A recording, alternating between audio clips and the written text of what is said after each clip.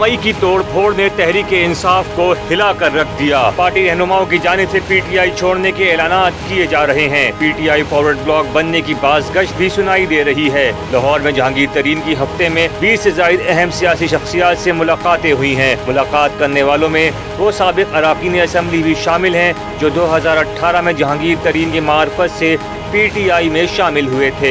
24 मई को मुल्तान से तहरीक इंसाफ के साबिक MP सलीम अख्तर लापड़ ने पार्टी छोड़ने का ऐलान कर दिया। कहा कि 9 मई के वाक़यात की भरपूर मजम्मत करते हैं। इस वक्त जो 9 मई का वाक़या हुआ उसके बाद मैंने फैसला किया है कि मैं इस वाक़े की पुरजोर मजम्मत करता हूँ। मैं पाक के साथ हूँ और ये जो कुछ हुआ है इसकी मैं फिर एक बार मजम्मत करता हूँ और मैं पीटीआई छोड़ने का ऐलान करता हूँ। DI खान से भी पीटीआई को धचका लगा और मुकामी रहनुमा क़य्यूम हस्साम ने पार्टी छोड़ने का ऐलान कर दिया। कहा कि आज़ाद हैसियत से अली अमीन गंडापुर के खिलाफ इलेक्शन लड़ूंगा।